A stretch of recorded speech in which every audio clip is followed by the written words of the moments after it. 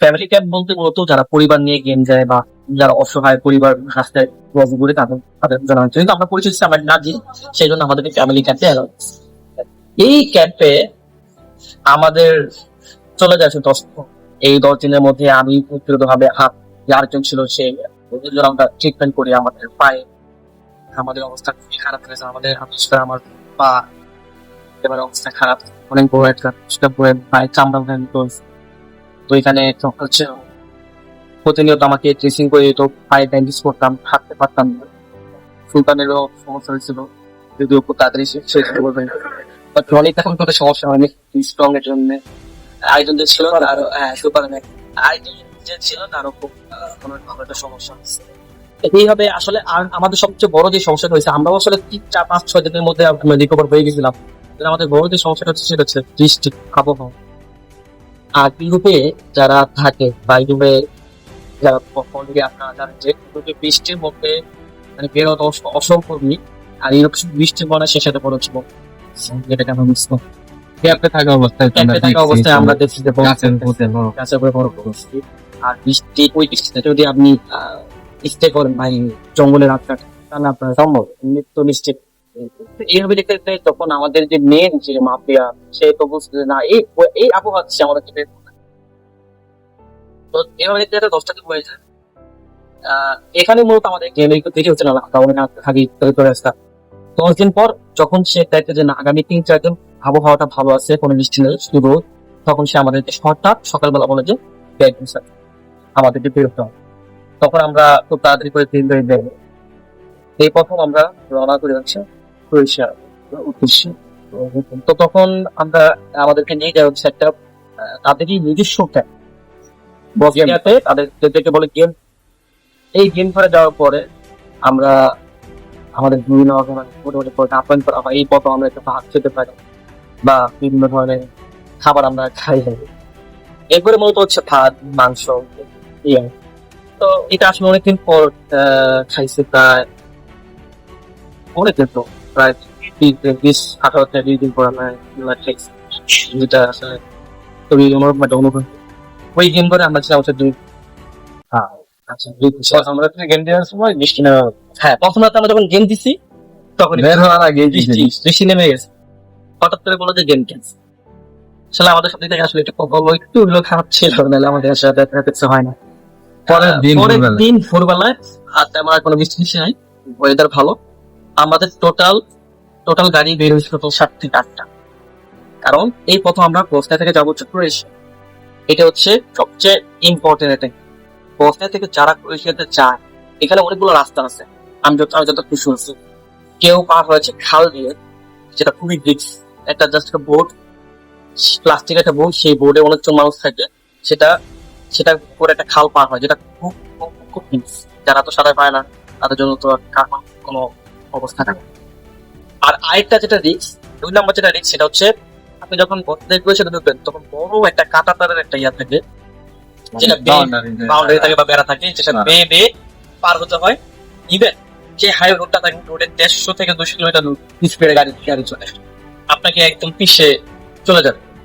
এখানে কোনো আইন নেই, ওইখানে কোনো আইন চলে না সীমান্ত এলাকা। তো আলহামদুলিল্লাহ আমাদের কি মনে হয় একটু ভালো হয়েছে যে আমরা খালও পাই নাই, আমরা কাঁটাতারও পাই নাই, আমরা তো ছোট্ট একটা হিল পাইছিলাম, ওটা যে কোনো একটা বাচ্চাও বুঝতে পারে।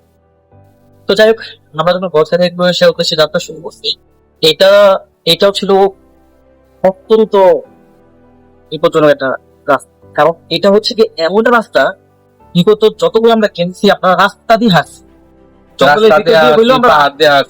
মানে এটা আমরা রাস্তা পাইছি। এই প্রথম যেটা পাইলাম সেটা তো রাস্তা না, মানে খুবই খুবই একটা রাস্তা, পাহাড় পাথর।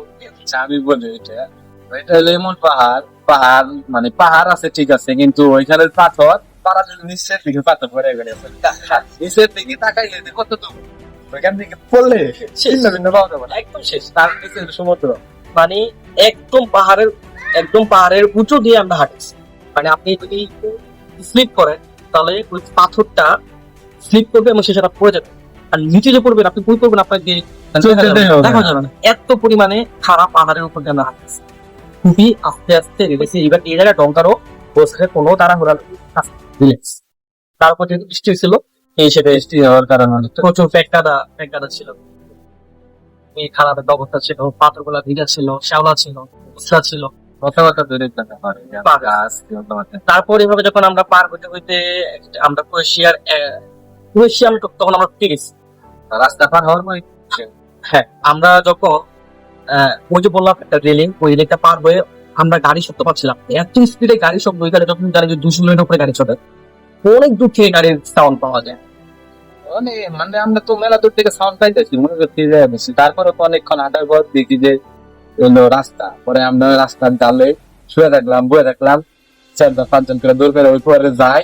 যাওয়ার পর আবার আমরা যাই অন্য জন নাই, সবাই ওই পারে, রাস্তার ওই পারে যায় নেই, শুয়ে পড়ে জানি কেউ না আসে, যাতে গাড়ি না দেখতে পারে।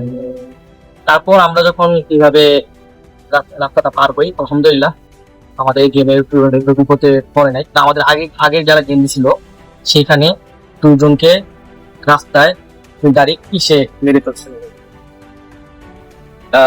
আমরা যখন বলছি যে আমাদের 2 জন আগের গেমে 2 জন ভাই ওভার স্পিডে যে গাড়িটা, সেটা আসলে করার নাই, মানে আসলে ওইখানে আমাদের মূলত একটা জায়গায় যে বিশ্রামের কষ্ট চলে।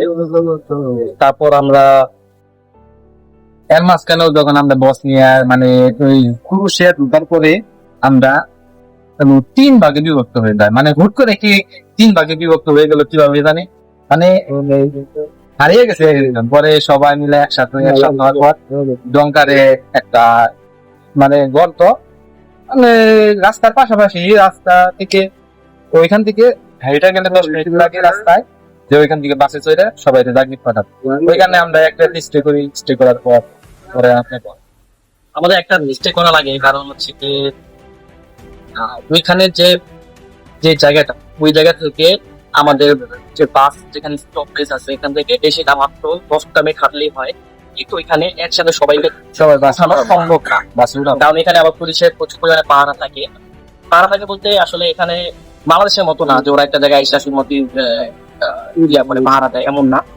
ওরা মানে বিভিন্ন মানে ওরা গাড়ি দিয়ে টহল দেয় বিভিন্ন জায়গায়। ওরা যদি কোনো জায়গায় একটা সন্দেহ লাগে তখন ওরা তখন এখানে ওরা প্রচুর ওয়েট করে, প্লাস ওদের সাথে কুকুরও থাকে। তো যাই হোক, আমাদের প্রথম যে গ্রুপটা ওই দিনই সন্ধ্যার সময় ছাড়ে, সেটা গ্রুপটা সফলভাবে সাকসেস হয়। শুধুমাত্র একজন ভাই, উনি আসলে পছন্দ করে একটা মোটা একজন ব্যক্তি ছিলেন, অন্য একটা গ্রুপের, সে গাড়িতে উঠতে পারে না।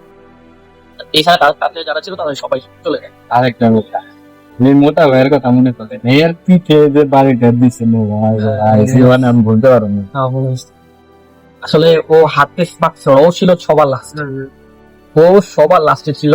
এই জন্য ডঙ্কারে ওকে মারছে পর্যন্ত, লাঠি দিয়ে পিঠে ভারী পর্যন্ত